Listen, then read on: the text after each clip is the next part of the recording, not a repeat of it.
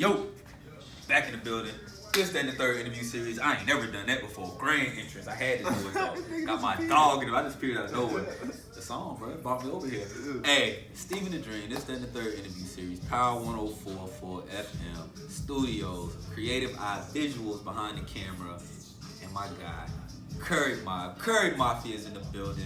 Slugz, my guy. What's good with you, dog? It's good to have you here, bro. Appreciate it, for real. I done known my guy Slugz for a long time, bro. You've been doing this music thing and progressing in it so gracefully. It's like, I don't know where is it to go for you at this point, you know what I'm saying? Because you done a lot early, you done a lot often, and you just repeating the cycle, I guess, at this point. But I wanted to give an opportunity for the people to get to know you a little bit more that maybe don't know who Slugz is, don't know where you come from and your origins. But let's just start off and kick it off, man. The chain, my God. Man, The chain, my God. that's exactly how humans do too. That's how we do, right? Hey, I had to just go to it, bro. I'm not gonna lie, you just icy over here. Nigga said he gonna introduce me, let me tell y'all who I am, but then go straight to goddamn. But what is that motherfucker right there? I'm gonna say it like this. Like I said, I done know Slugz for a while, so like I'm being a little less professional with y'all in terms, because this is a guy I got a cool relationship with, and I really fool with his movement and his music, but he don't really stunt like he should in terms of talking, so I'm gonna talk for him sometimes. So yeah, I went to the chain. I know it's more to it. Let's go away from that. We'll grow and progress into that. Let's talk about. Yeah, we'll get into it. Let's talk about just where you come from, the origins, Curry. Let's jump to Curry first and foremost. Alright, so as you probably noticed, every time I put out music, I put Curry Mafia in front of it. Every time. And it's because my pawpaw, from the very beginning, that's just showing where daddy come from too, but my pawpaw, from the very beginning, he opened numerous businesses with our last name on it. It was Curry Nails, Curry Pastoring, Curry Upholstery, and then it was the Curry the Church. So with all those, as I was growing up, my daddy always was my daddy. I seen him all the time. I knew his achievements, but he always was telling me of my pawpaw and where I come from. He was like, man, this Curry shit big. Your pawpaw had a pool in his house, and then when I used to go see the pool, I'd be like, man, I swam in that. My pawpaw had a 10-foot pool in his house. Okay. I swam in that motherfucker. I learned how to swim in my pawpaw pool in his house. In his crib. In his crib. His crib, bro. That shit crazy. I'm still like laughing at it because it's like, man, this nigga had a whole house built up, but then in the back of it, he got a pool in that motherfucker that's inside the house, still built in the house, and then beyond that is the church. And then after that, it's a whole kennel of pit bulls. He had his whole bloodline of pit bulls raised. There was razor edges. We called them Currys. So it's like and this that's Curry me. thing really. You know what I'm saying? Like, and that's me, and deeply, like, it's shit across my knuckles. I got it tattooed on my knuckles and shit. I got Slugz too, but this Curry shit is before all of that. It's really Curry Mafia first and foremost. For real. Word. So then, let me ask you. You said that's your papa. Like, did your pops not take the name as well in terms of just like what he was doing as well, or yeah, it's just the you thing. just took more of a attraction to it? It was really, it all started when I came from Georgia. Because at the end of the day, my daddy is a real individual and he was doing real things, so he can't just broadcast his last name. I was doing little petty boy shit, stealing shit and breaking in homes and selling weed, little petty shit. So when I transitioned into rap, it wasn't nothing for me to be like, yeah, this Curry Mafia, I'm putting my last name on it. Right. Daddy couldn't do that because he was really that man, you know what I'm saying? Like, everybody know my daddy. Like, that's Diggy Dive. And we want to just get into, you know, in terms of who your father is, in terms of, you know, maybe some things that they may know in terms of like the people, because I see a lot of you just from what I saw from him and the times that I seen him doing his thing in the music and just music in general. I know he did a lot more, but I see a lot of you and the way you move in that too. So kind of let the people know a little bit about his past. Liquor House Records. That explains also what this is. There we go. I knew he was gonna get to Liquor it. House Records, and basically, we started in '93. We've been the highest selling record label until the baby. Shout out to y'all, South Coast. Y'all did y'all thing. Y'all still doing y'all thing. Yeah. We was the highest selling record label until his wave, and I appreciate that shit too. That's a new wave. That's a long reign. That's a long reign for sure. In this area, I mean, that's crazy. Yeah, like No Limit Larry, everybody know us and been on us. We done brought numerous artists to Def Jam. Ludacris, we brought him to Def Jam. Mr. Sandman, he's still pushing in Charlotte. We brought him to Def Jam. But at the end of the day, we didn't necessarily bring nobody. We always kept it like Charlotte. Like everybody in Charlotte that do music, we done touched them. They either got Liquor House tattooed on them, or they just carry our flag. You know what I'm saying? They know what Liquor House about.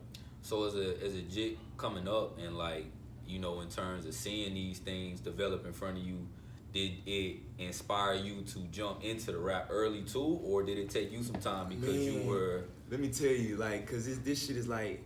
It's kind of like I was growing up in like a thug life Nazi camp. Like I'm telling you, as a little boy, I've been listening to Tupac. I was rapping songs before I was writing. Before I was saying words and sentences. You can ask my mama, I was singing DMX. I knew all the words. I was singing that. I was singing songs and shit. But when kids was getting toys, my daddy bought me radio cassettes, cassette tapes with radios. So I can record myself already. I was recording myself with a mini mic at 8 years old. Dubbing over. Yeah, so when he come home, he can hear my tapes and tell me, critique them, give me some more tapes, give me some more beats. Like I've been rapping, and that was the whole thing. Like, do you think that was has been helpful in the way that you can put music out now, in terms of just knowing that, you know, you probably may have got some harsh criticism as a kid, or you might have got some encouragement as a kid from somebody that you knew was doing big things. How do you think that affected you as well? Oh man, it damn sure made me who I am. Because at the end of the day, everybody needs somebody in the back cheering for them. If you don't, you cheering for yourself. And I used to cheer for myself too, but it was greater when you see your daddy in the back singing the song too. It was like that. This nigga's this nigga still love. Like, this nigga is gangster. Like he rolled up more weed than you can think about rolling up. Like fuck, like that's that nigga, man. Like. Look, I didn't mean to interrupt you, but I want to ask you, just keeping in that time, do you remember your first song?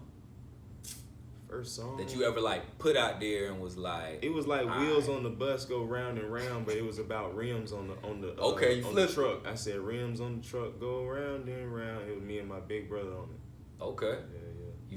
You feel like you could repurpose that? Yeah, that again? Shit was corny as hell.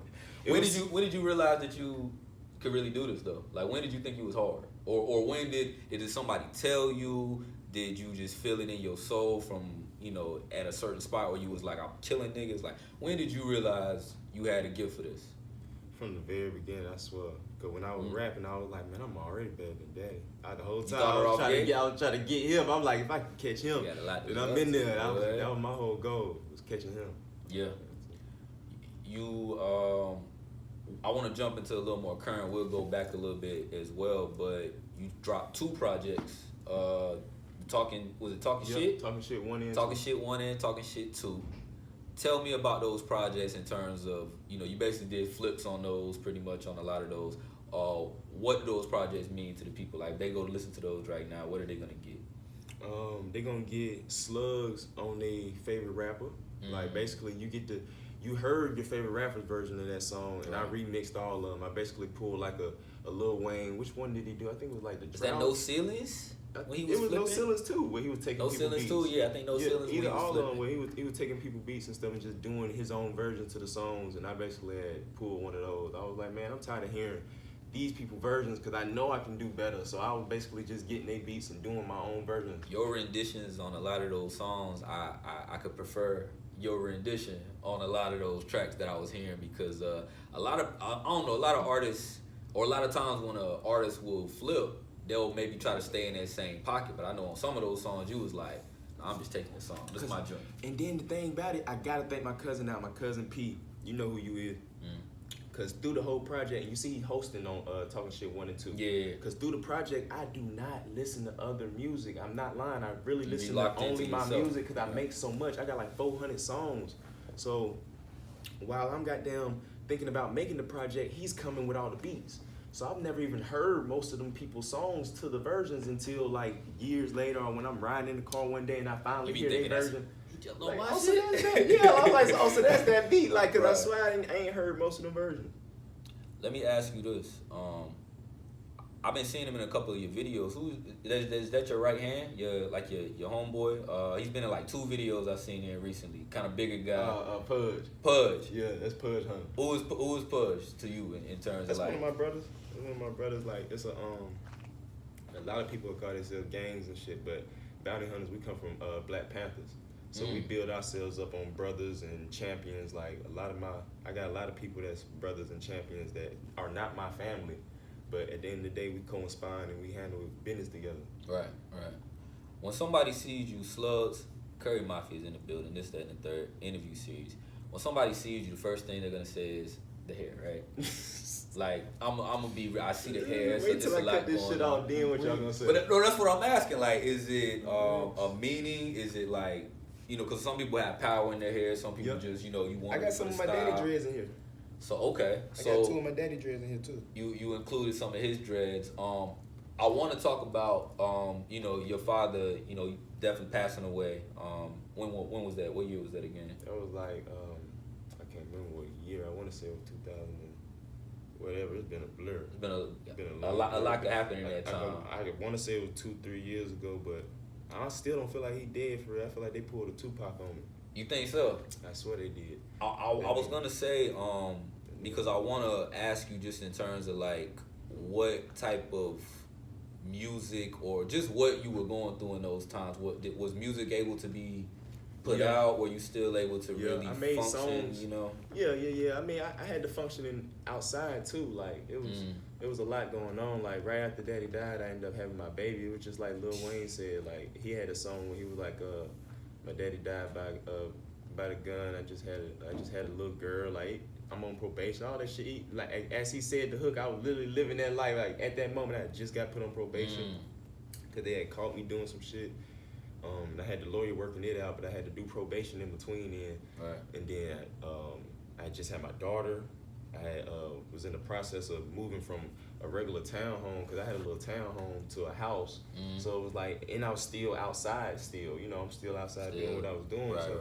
It was just, I still was making music though, like, because I already know how he wanted me to do. Like, I've been making music. Even after all my other people, like when Papa passed and my pappy passed, he was like, what, you not a rapper no more? Like, so after he died, I was hearing him say, oh, so you're not a rapper no more? Like, and that's where, people can be turned back because that's been your life, and he was very involved in all of that, and then for him to be gone and you to continue, I know that takes a lot to do that, but it probably pushes you even more to know that like you said, he ain't gone nowhere. It's just because you see after he died, I went all the way to California and shot a video, then ran right back to Georgia to shoot one, then came right back to Charlotte, and then I just went to Hilton Head, but that's, we want to play the video that you shot in Charlotte actually.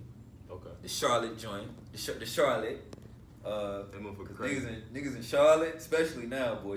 I don't know if when you dropped this one, I'm about to say you might have set this one up for the city right now, bro. That's what's going on right now in the city, bro. The city is crazy, but we're gonna play the video for Charlotte right now. We got Curry Mafia, Slugz in the building. This, that, and the third interview series. Steven the Dream. We'll be right back. Let's go.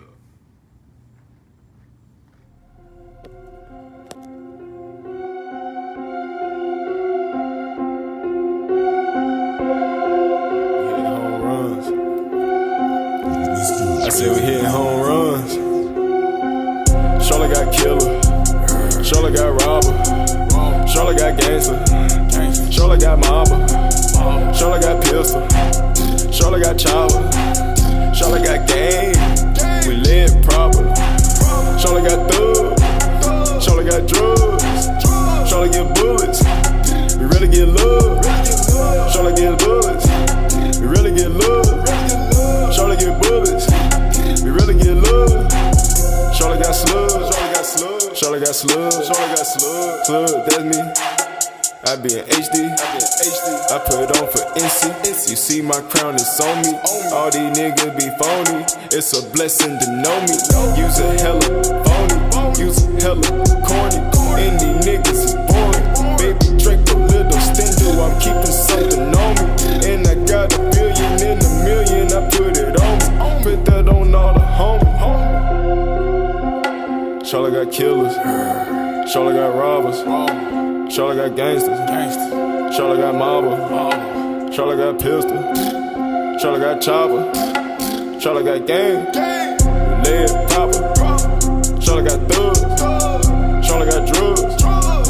Charlotte get bullets. You rarely get love. Charlotte get bullets. You rarely get love. You rarely get love.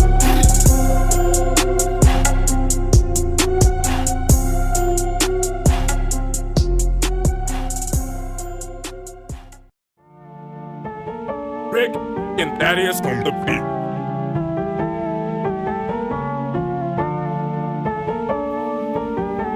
Yeah.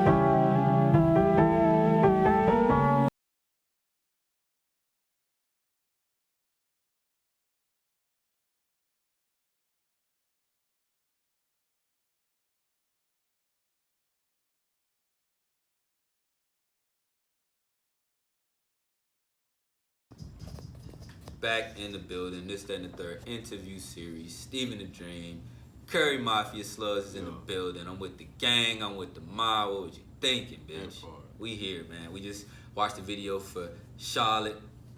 Charlotte been going crazy, bro. How have you been able to just keep your head above water, man, in the city? Like, I know it's sad the amounts of deaths and homicides going on, and you like you said, you've lived your life, have done things before. Like, how do you move and operate around in terms of just the city and just being able to do what you want to do, knowing you got a family, knowing you got to protect yourself, knowing you got things you want to do out here? I'm one of the people. I don't want to scare nobody or spook nobody, but I'm really one of them prayers, bro. Like, I pray every morning. I got it written down to make sure I remember to pray. So before I go outside to get my money, a motherfucker may think you wanted to do something or come around me and shit, but it's just gonna be something in the day that's gonna keep you away from me. I don't know what it is. That's why I always say I just stay out the way. I just stay out the way, because there is a lot of bullshit going on. Like, it's a lot. But we definitely hope for the better. I mean, it's been one of the more crazier years in the city, but I just lost a cousin to a car wreck, and he wrecked his car. Like, man, it's like people just died. Like, people just died.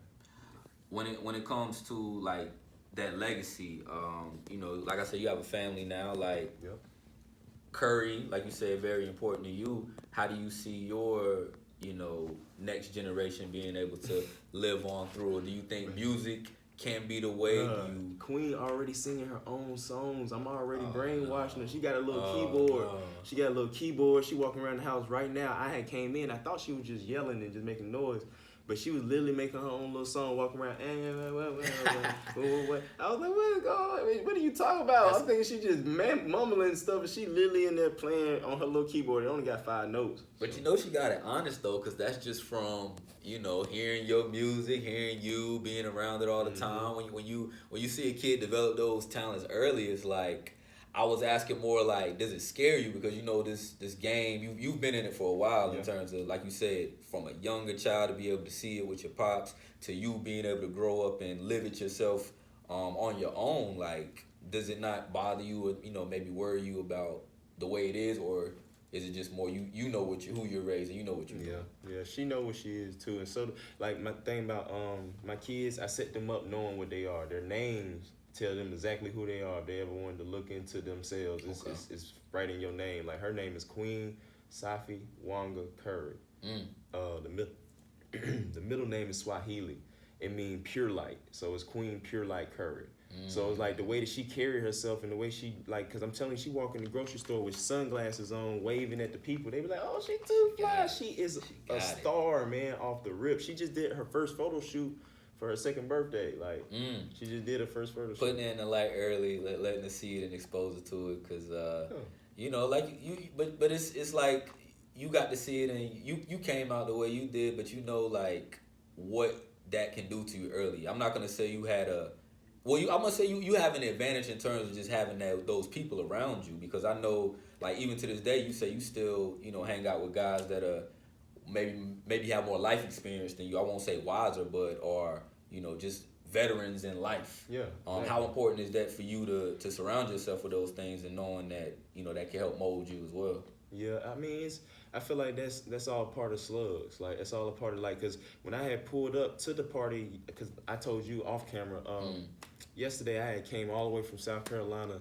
That was like a 2-hour and 30-minute drive. As soon as I got to the city, one of my OGs called me Crow Nest. He has a whole, he had a whole know TV about show. Crow. You know about Shout Crow. outs to Crow, Shout out man. to Crow. Yes, OG. sir. OG had a whole OG. TV show in Charlotte when I was a little kid, Yes, he and did. he was signed to Liquor House at 1.2. You know, Okay. that's what I'm saying. Like we touched everybody. Like his little brother is real big on the street aspect of the thing. So I ended up bumping into him just recently. But I've known Crow for years since Yeah. I was a little boy. Good guy. So Crow called me like, pull up, boy, I got a whole bunch of people over here. We all talking about you and your daddy.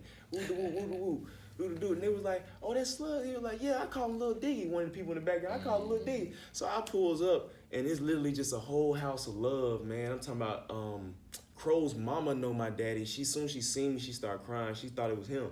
Because I came You in look how very I come. similar to, and your presence, I'm sure, is the same way. I came in how he comes. So she was like, who that in that Benz? That's Diggy. Thinking that's my daddy because he always pulling up jumping fresh. Benzes and shit. Like, it's all the same.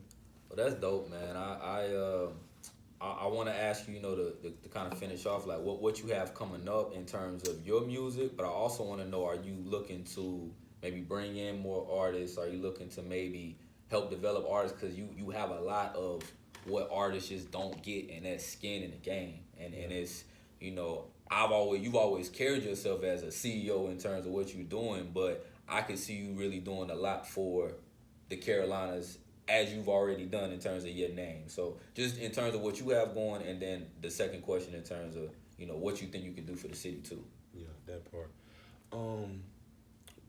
I just dropped the single, Big Dog. Big dog. But I'm finna drop my album. It's called Diggy Son. Or Son of Diggy. I'm still playing on how I'm gonna play with it. Okay. It's either or.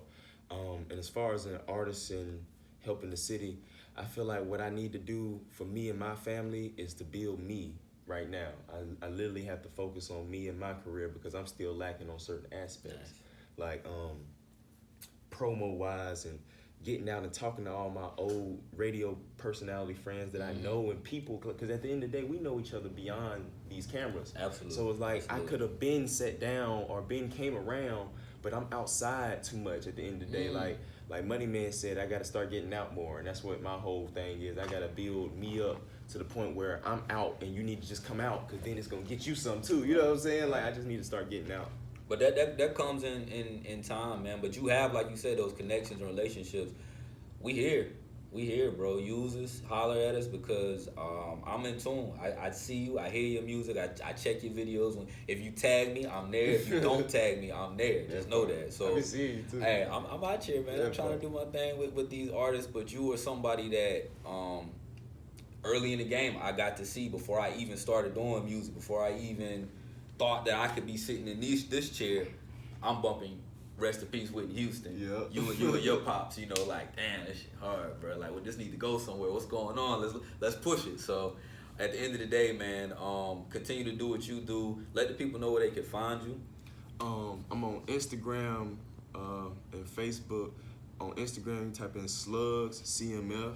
On Facebook, you type in Slugz. And or you can type in the fan page, Curry Mafia, LHR, which is Liquor House Records. But at the end of the day, you're going to see me outside. He said he going outside. So what you talk about, this internet shit, all the other shit, you going to see me outside, though. That's what I meant. Can I want to ask you, can I get some couple bars before we get out of here? Oh, Just something slight. I forgot bro. you said that shit. I did ask got you, and I want to give a shout out real quick to my boy Kid Jones too. I didn't give him an opportunity to freestyle, but I'm sure if I did, he probably would have dropped some bars. But Slugz, if you want to, know what I'm saying, bless me with a little. So it could be something, just off the dome. It could be whatever you want. So I just a couple little quick bars for me if you don't mind. Give me a second. Give me a second. We're gonna do this. We're gonna give you want instrumental? Shit, why not? It don't matter. Let's get instrumental. We'll come right back.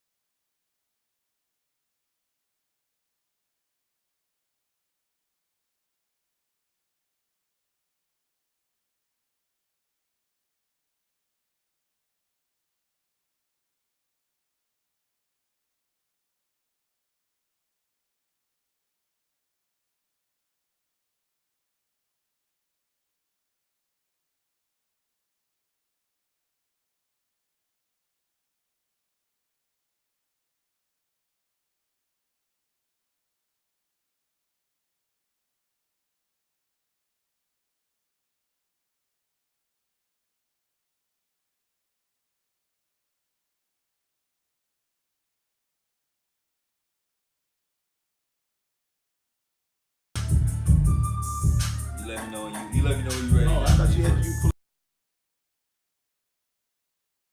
We back. We back to 73rd. It's Curry Mafia, Slugz. Let's get it. Before you say my name, you say Curry Mafia. When I come around, I gotta bring a chopper. Cause I got 70,000 dangling on my neck, dawg. I'm from the streets, I'm from that concrete, from that brick, dawg. I was just in South Carolina trying to bust a lick. It didn't go right, I came back real quick. Hung with OGs, we drinking so throw some OG. Ay, I'm with OGs and I'm still selling dope. I be hanging in the trenches, I can sell you some dope. Ay, your mama smoking dope, I probably sold her that dope. I pulled up in SL or that CL, or I pull up in the trunk cause I give them hell. This is white gold, this is not no silver, dog. I can change your life, I put you on the coca, dog. Ay, I get a low number. Woo, it's been a cold summer.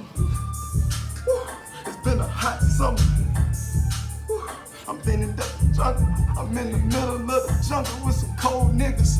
And we still bustin' chasing, we some scamming niggas. We some drug dealers, we some head splitters. I'm a drug dealer, I hang with check splitters. God damn, I'm a thug nigga. Boy, I grew up with them thug niggas. See the scar, you see my eye.